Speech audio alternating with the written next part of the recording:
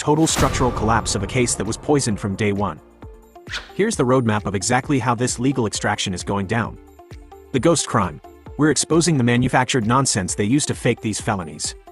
Immunity infection. The Supreme Court just made their entire trial record toxic. Federal supremacy.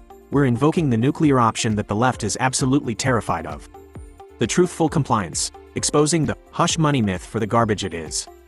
The March 23rd countdown. The clock is ticking on the final appellate deadline.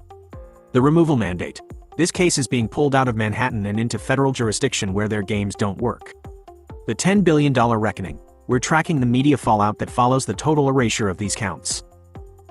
And if you think Maddow was bad, watch how they celebrated this as a moral victory, completely blind to the legal trap they were walking into. You know, Donald Trump built a legend in the state of New York and in the city of New York. You know, his whole dream was to be respected in Manhattan, and it was in Manhattan where he was brought low. I think there's something interesting and poetic about that. But also there's a loneliness to Donald Trump. We were chatting about it in the break. He faced probably his greatest humiliation today without his family. I'm not sure if any of them were in the courthouse when he was found guilty. And as he's hearing, I'm thinking 34 counts, he's hearing them over and over, and they were so dramatic for us to hear. He heard those by himself. He might be the loneliest man in the world. Get the tissues out, cause Joy Reid is doing way too much.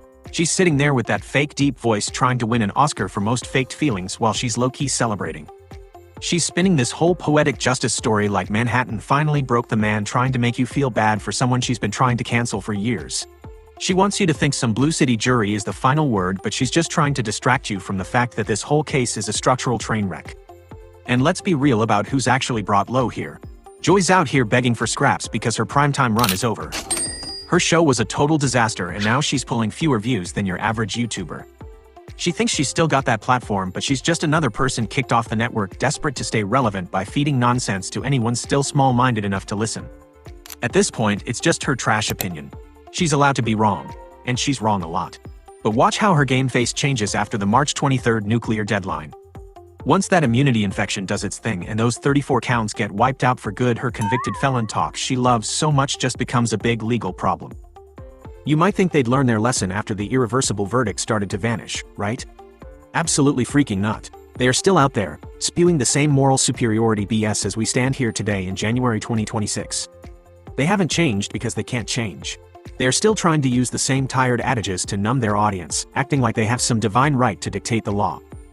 Watch Rachel Maddow today. She's still obsessing over the judge, acting like a handful of unelected Obama and Biden appointees should be the ones ruling this country instead of the man we actually elected. They're panicking. See the full March 23rd nuclear option right here. Tap the related video now.